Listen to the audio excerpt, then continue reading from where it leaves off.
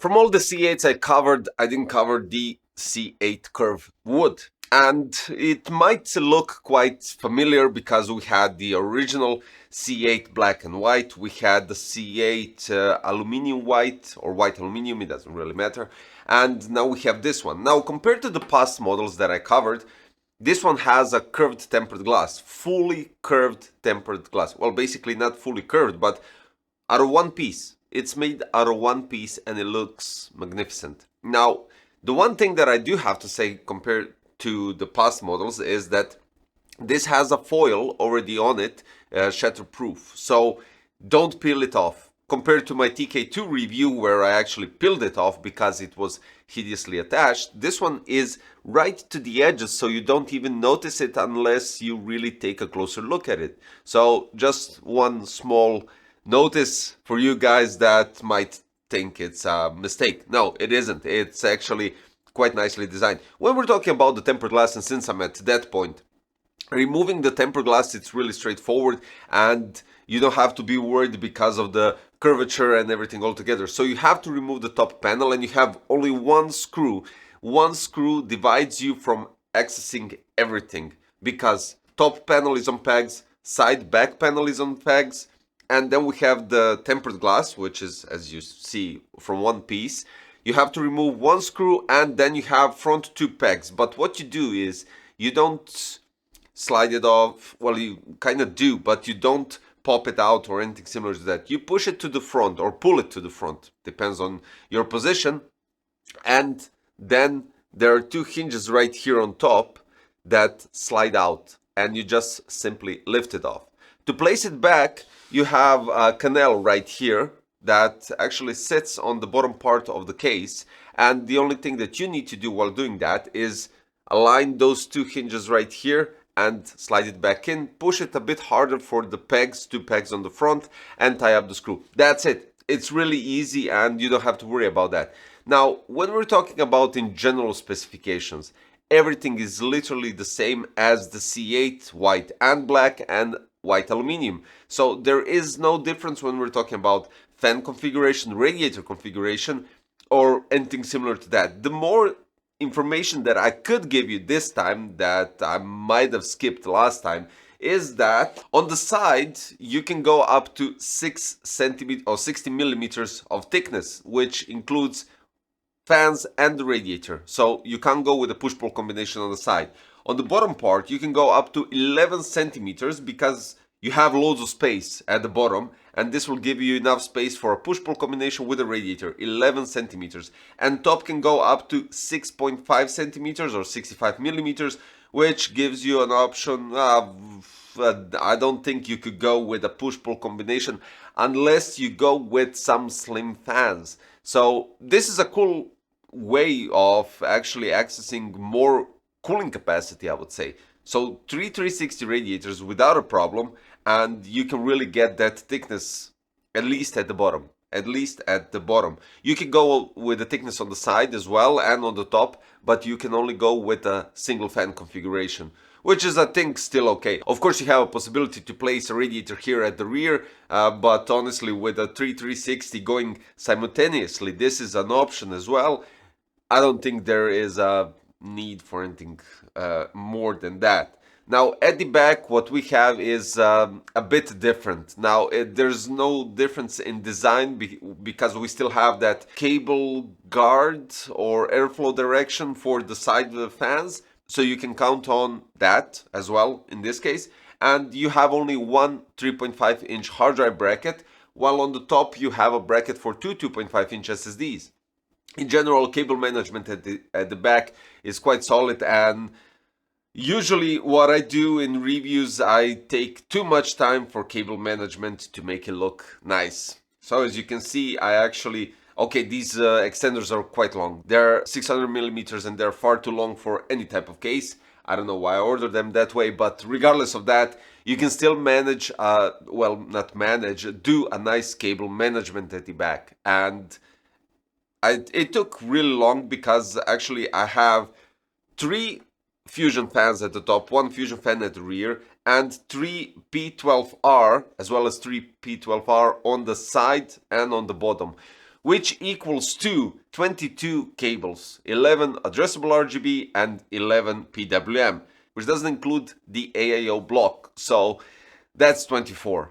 And you can imagine the madness at the back. Well, you've seen it and it's organized, but you can imagine the madness with the connection part, because you do need splitters, or at least some hubs, multiple, of course, because yeah, it's how they're designed. They're not daisy chainable in any sense, and they don't have, which is a shame, because addressable RGB should be daisy chainable, PWM as well. It's really straightforward. They just have to add additional PWM. But regardless of that, it's not a big deal. It is and it isn't. So yeah, it's all up to personal preferences. In today's world where we have loads of daisy chainable fans, P12R aren't daisy chainable fans. But the good thing, they look quite nice. And for you guys that like to have fans that don't have the ring, like the Fusion fans, and they are lit up from the middle part, it's, yeah, something that you might consider. And then the one thing that this case, and I think all C8 have, well, basically don't have, is they don't have an anti-sag bracket. And that is the only thing that I'm thinking is missing. Well, of course, there's one more thing that this case has compared to the other C8, is the possibility for back connect. So this case supports back connect in full form, so you don't have to worry about anything, and that's really cool. Actually, that's really cool, because if you don't even go with the back connect motherboard, you can reroute the cables through that, and like PWM, addressable RGB and similar cables, which makes it look much nicer and tidier compared to rerouting them through rubber grommets. And it doesn't collide with anything, it doesn't obstruct anything or anything similar to that. So in general, what I think about this case, another iteration of C8, which looks outstanding, and I'm really digging the black plus wood combination, which, if you go with a certain color scheme, like I did recently with all ANTEC products in general, when we're talking about wood plus black color scheme, I go with these cables, I go with this color scheme, and that's basically it. Now, for the benchmarks, there is no sense going with 7900 X3D, since I covered it in the past C8 models, and you can check them out after this video, of course, because I'll link them for you guys to check out that review and more details regarding the radiator and all other compatibility.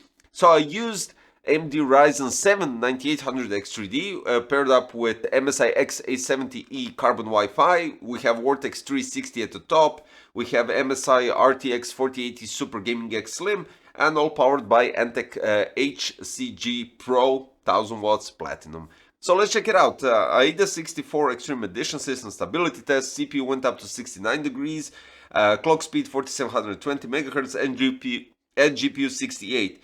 When you take into comparison everything else that I got from others in this chart, you can see that everything is somewhere around those, I would say, those thermals and those clock speeds, and that's quite alright.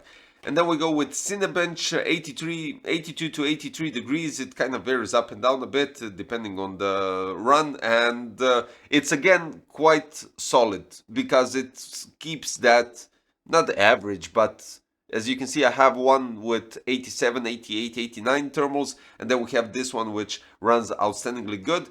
Clock speed 5029 in all 10 benchmarks, and then we go with the Cinebench scores. Starts at 21,649. It starts building up eventually to 21,790. Drops and then continues going upwards, which brings us to the point that it performs. I mean, I've seen this chip running at 22,700. I've seen this chip running at 23,000. So checking out what this chip that I have can do, this is a great average in those terms, right?